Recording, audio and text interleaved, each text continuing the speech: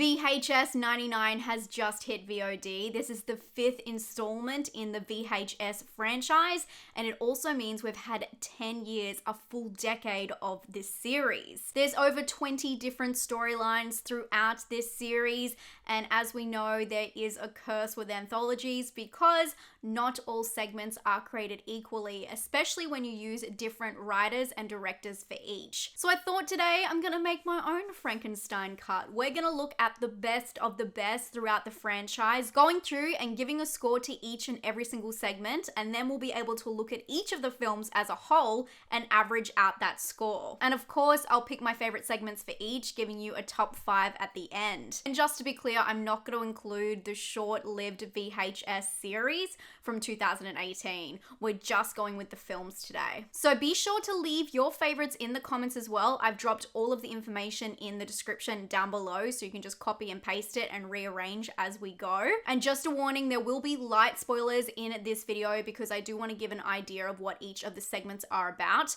but my point is to interest you and intrigue you if you have not seen them, so I will not be giving away any big reveals. Let's start right at the beginning with VHS from 2012. This is where it all began. VHS is an American found footage anthology horror film created by Brad Miska and Bloody Disgusting. The producers adopted what they call a trust fall style of filmmaking, where they asked directors and writers that they already knew to pitch ideas for this anthology, but it was up to them to execute the style, so they were putting their complete trust in them. The only locked-in segment is what they refer to as the frame narrative, and you'll want to remember this throughout this video. A frame narrative is usually used in an anthology movie, especially in horror ones. It's the running story that connects all of the segments together. It was just up to the directors to create the segments that go within this. The first VHS film came off the end of the found footage boom, but unlike the found footage that we know today, this type of found footage is very raw. It has a lot of content that would be cut today, including nudity and drug use. And the first film's lack of tidying and perfection in its rawness, it did have some drawbacks because it runs for 1 hour and 56 minutes, and people do complain it is a tad long. But let's jump into the segments. First up, we have the frame narrative, and this is tape 56. Directed by Adam Wingard, who is also starring in the segment, we follow a criminal gang who film themselves vandalizing property and sexually assaulting women to make underground tapes. They are offered by an anonymous source a large sum of money to break into a strange house and steal a tape. And what they find is a tape that plays 4 stories. And of course, between each story, we cut back to this frame narrative. I gave this one a high score because I feel like it's a really raw found footage, something that seems lost in the production quality when it's upped in the sequels. Although disturbing, this is gritty movie magic at its best. I give this segment an 8 out of 10. Story 2 is Amateur Night, and this is one of the most famous VHS segments to date. It actually had a spin-off film in 2016 called Siren. Directed by David Bruckner of the new Hellraiser film, in this one we follow 3 friends who make one of their friends wear camera glasses. They are horny morons who watch porn together to amp themselves up to make their own by the end of the night, seeking out any woman they can take home. Unfortunately, or maybe for the viewer, fortunately, they pick a mysterious woman who is more dangerous than they could have ever expected. This one turns supernatural, and although it has some questionable CGI, it's framed really well, and the special effects makeup is brilliant. Hannah Furman, who plays mysterious Lily, really sells the whole segment. The film's take on sexual assault is distressing, but the karma feels quite cathartic. This one I give a 9 out of 10. Second Honeymoon, directed by Ty West, follows a couple on a road trip for their honeymoon. What starts off as a cute memento video as a memory keepsake turns dark when a stranger comes to their motel at night and begs for a ride. The video is then continued after the couple goes to bed with a third person filming them in their sleep. Yikes. When they wake up, they are unaware of the events of the previous night, but things are missing and a rift starts to divide them. This one has a really fun twist ending that is super abrupt but really cleverly revealed with only 3 to 4 quick clips towards the end. The pacing is definitely off, but it works well with this more raw style found footage. It's not trying to oversell the message, but it catches the viewer off guard. I give this one an 8 out of 10. Tuesday the 17th takes place in the woods with a group of friends who are on a weekend trip together. This segment utilizes the camera perspective to splice in the horror as the camera starts glitching and revealing evil that can only be seen on film. The kills are a little lackluster and the setup for the story is a bit messy and it doesn't build up much tension before the kills begin. It has a lot of bloody moments but overdoes the glitching to a strange degree. I feel this starts to take away from the rawness the other segments hold. I give Tuesday the 17th a 6 out of 10. What a title! The sick thing that happened to Emily when she was younger. This next one switched up the stylization with a Skype style chat. This style of footage can be separated from found footage. It's sometimes known as screen life or computer screen storytelling. The story takes place over a few days as Emily talks to her long distance boyfriend James, splicing in parts of their conversation over time. Emily starts off by expressing that she has a sore arm, and James starts to see things in the background suggesting that Emily's house may be haunted.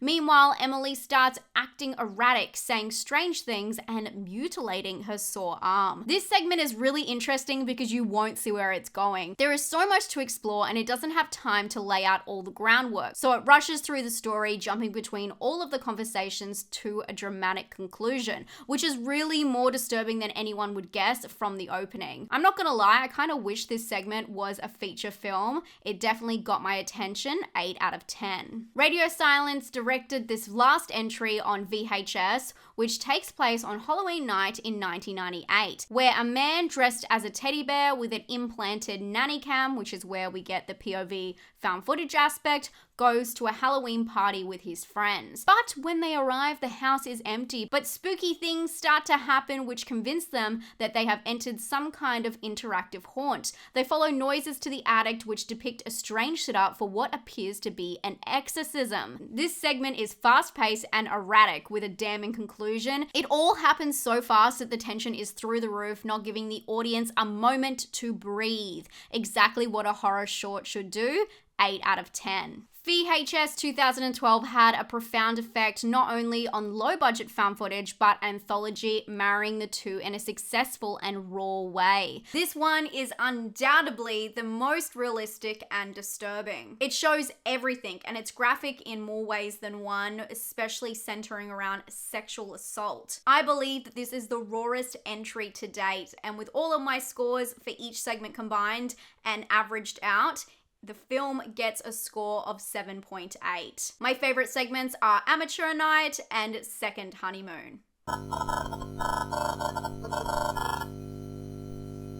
Only 1 year later, we got VHS 2, the first sequel, and quite honestly, it's a really strong contender. I've heard from a lot of people that this is their favorite, which is pretty surprising because the film was rushed into production in late 2012 after the success of the first. This is impressive because it premiered on January the 19th, 2013. So the whole film was only made in a couple of months. In the linking narrative story for this film, we follow at first what we think is a peeping Tom, but soon find out it's Larry, a private detective, and we follow Larry and his girlfriend who are breaking into a house to search for clues for a missing college kid. But upon entering the dorm, they find a strange laptop set up with TVs stacked in a pile. Larry's girlfriend sits down and starts watching these tapes while Larry investigates the rest of the building. This one is written and directed by Simon Barrett, and it's a linking sequel because unlike most of the others, it connects directly to the first film, showing a tape that was played in the original frame narrative for VHS. Very clever move. The idea ties in with the college student creating tapes, just like the previous gang in the original linking narrative. But unlike the original linking story, this one doesn't have a lot of originality to it. It is basically there as a bridge. But the ending does make up for the lack of interest, setting up a final hurrah moment, but I wouldn't say the acting is entirely convincing. This one gets a 6 6 out of 10 from me. Adam Wingard is back for the sequel with this short set in a doctor's office. This one once again stars Wingard, and it dramatically ups the quality as we get a POV from an ocular implant into a patient's damaged eye. Although the doctor warns that the technology is still in the testing stage and the patient may experience glitches, I'm sure you can see where this is going. It's not long before he starts seeing things that aren't really there. He's haunted by his reality, much like Julia's eyes, and we get a first-person perspective of the horror. This was the first segment we saw really change in the quality in terms of definition, going from that grungy handheld found footage to modern technology. Although it does revert to the OG perversion managing to write in a sex scene. I don't know how they did that, but the story is well explained within the limited time, and it even gets a little bit bloody. I give this one a 7 out of 10. The next segment is a ride in the park, and the opening dialogue makes it very apparent that we haven't seen any segments thus far from the female perspective, whether that be POV, directed, or written. We head into zombie territory with this one, with Mike, who's out on a bike ride with a GoPro strapped to his helmet, when his girlfriend calls to complain that he doesn't ride her enough. Yes, I was not joking. He starts his ride on his bike and is interrupted by a woman in distress. But before he can figure out how to help her, he is attacked and bitten. This short very much plays on the gore angle with up-close special effects makeup and practical gore. I try to give this one a little bit of leeway, knowing it's 10 years ago and the zombie subgenre wasn't as overdone as it is today, but it still didn't do much for me, especially because the other segments have a focus on originality. This one I'm giving 5 out of 10. Safe Haven is the only foreign language segment thus far. The story opens up as a film crew are setting up cameras, some out in the open and some hidden. We learn this is for a documentary film about a cult in Indonesia. After gaining access to the commune,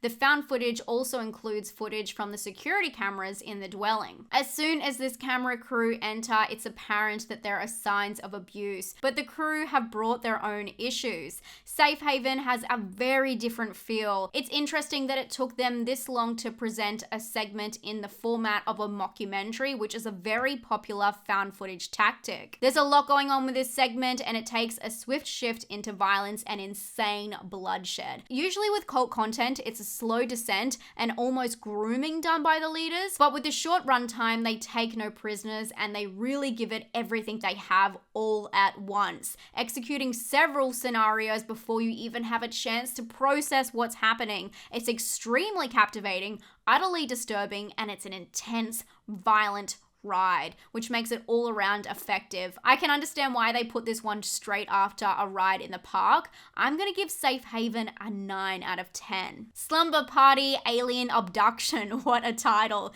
Here we follow a POV of a kid filming with his friends getting up to some pretty brutal mischief when the unexpected happens. An explosive light appears in the distance and a visitor comes from the shadows.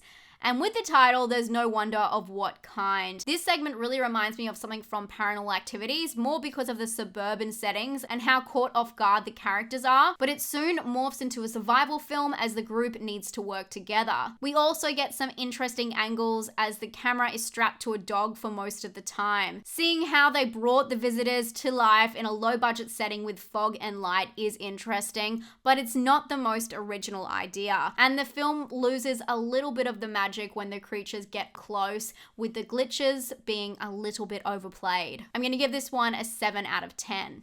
I believe VHS 2 was a great sequel, but for me personally, it did not live up to the original one, which I know a lot of people loved. I know a lot of people prefer this film, but as you'll see with my segment scores, it does sink a little bit lower on the charts. With all of my segment scores averaged out, it gets a 6.8. My favorite segments are Safe Haven and Phase 1 Clinical Trials. It's time to brace yourself because we're about to talk about the shame.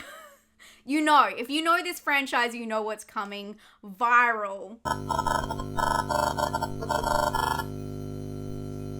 This is considered to be the worst of the franchise, and this isn't just me speaking. This film has a 4.2 currently on IMDb, but it's a short film, and I'll explain why at the end, but thank God.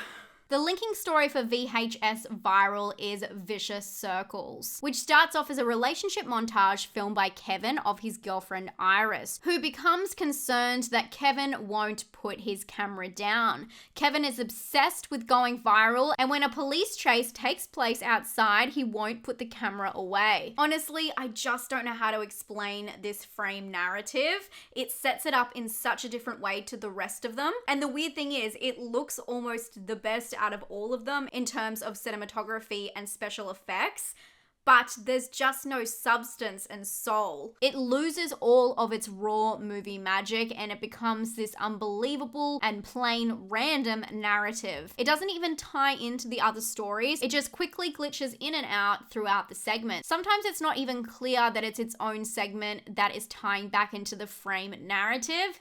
3 out of 10. We have another mockumentary entry as we learn about Dante the Great, a creepy magician. We as the audience are watching a complete edited documentary, not like last time where we saw a film crew that is obtaining the footage. The story is about Dante, who comes into possession of an interesting object that holds real power.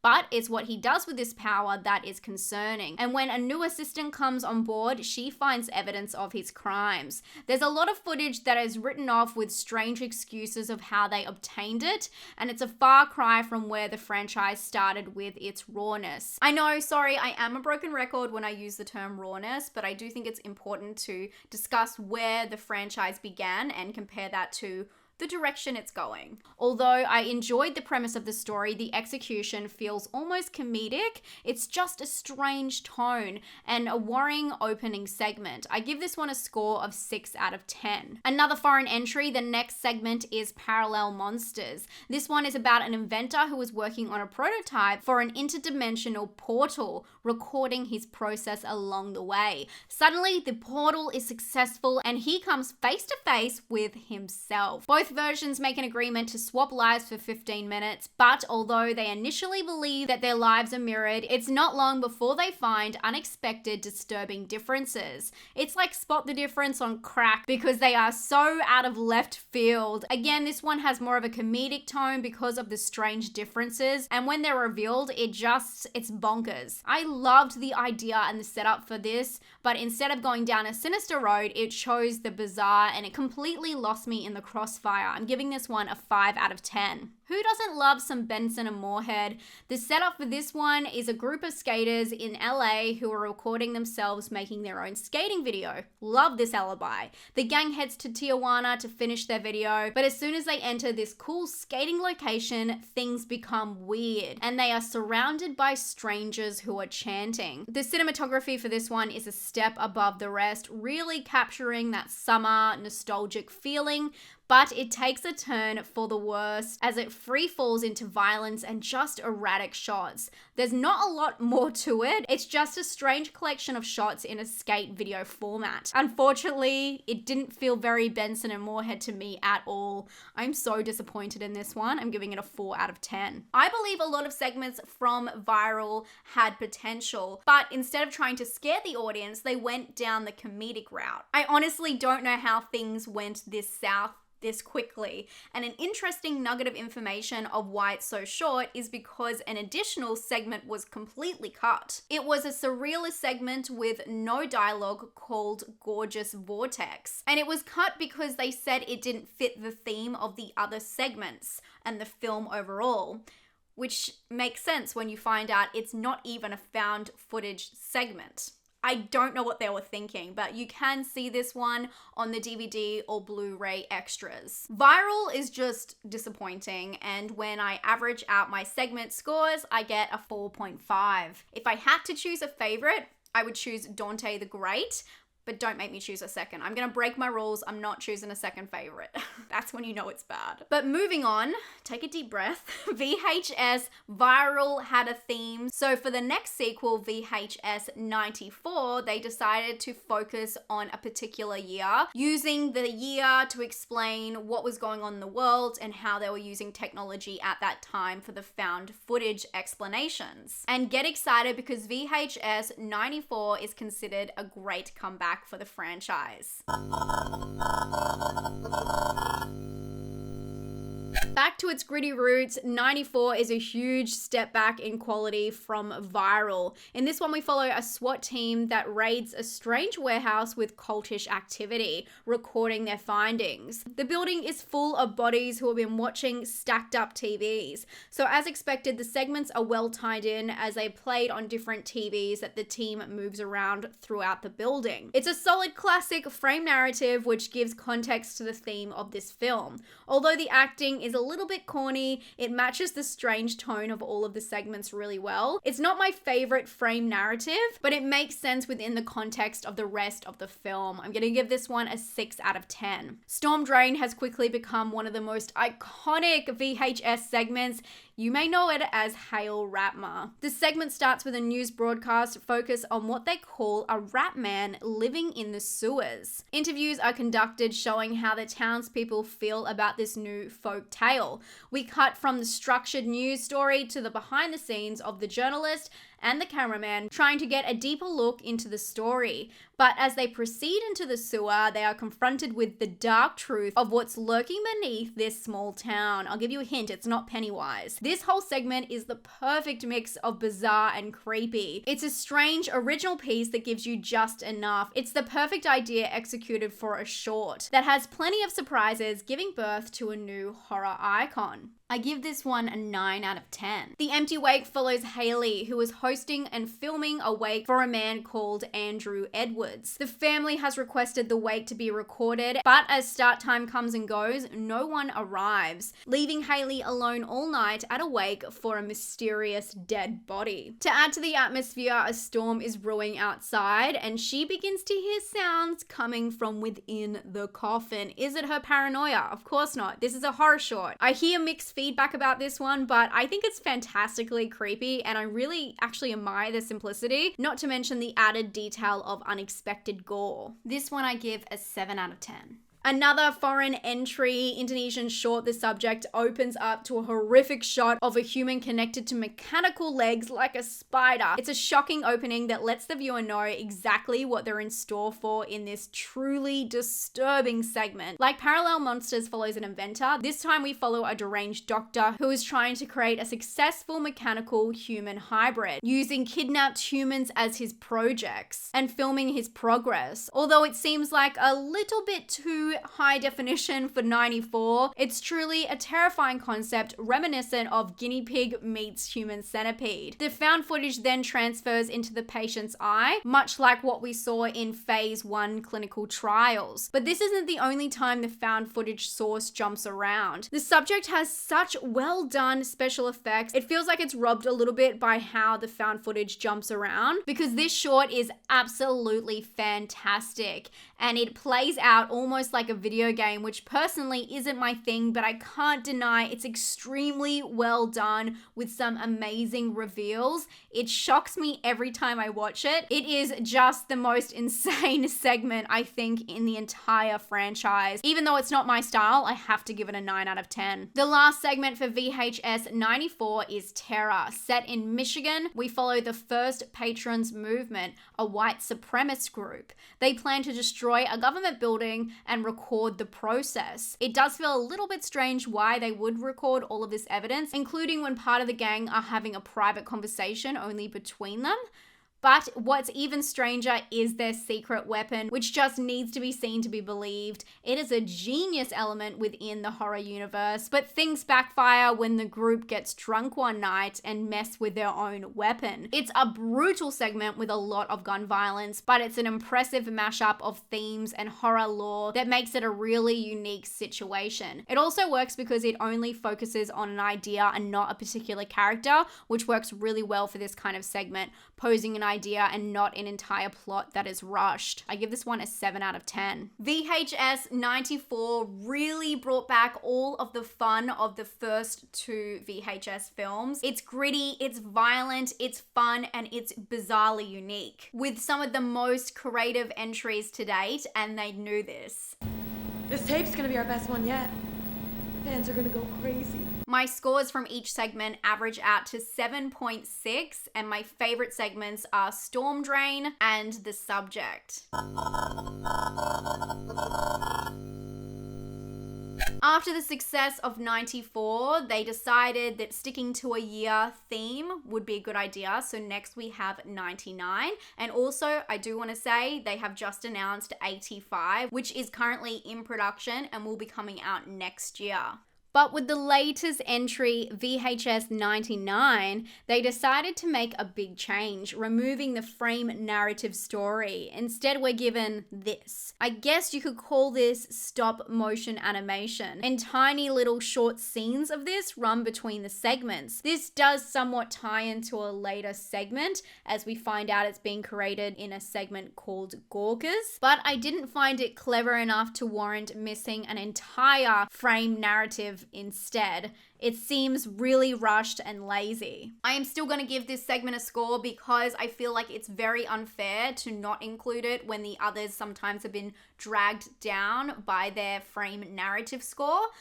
And unfortunately, it's a low one. I'm giving this one a score of 4 out of 10. And from here, we go into a TV, flicking through the channels, showing some of the previous segments from other VHS films. And then we jump to segment 1. In Shredding, we are watching a video made by a young punk rock band who likes recording prank videos for their audience. They decide to record themselves exploring a former music venue that burnt down 3 years earlier, killing another punk band. One of the band members is very apprehensive, but they push on. Upon entering the venue, they decide to mock the dead, and then the camera begins to switch around as the mayhem begins. This one is a strange setup since the segment kind of goes nowhere. There's blood and chaos, but that's about it. And from the camera's perspective, we don't get much more to satisfy the story. I'm gonna give this one a 5 out of 10. The next segment opens to Lily, who is desperately trying to join a sorority on her campus. The video appears to be her application, but she's soon interrupted by her roommate, and a conversation between them shows that she is doing a faux pas. This is what's called a suicide bid, a bid that is only for one sorority, which is basically like putting all of your eggs in one basket, and it's hugely frowned upon. We then cut to Lily, who looks like she's been successful, drunk with her new sorority sisters who seem to have sinister intentions for her.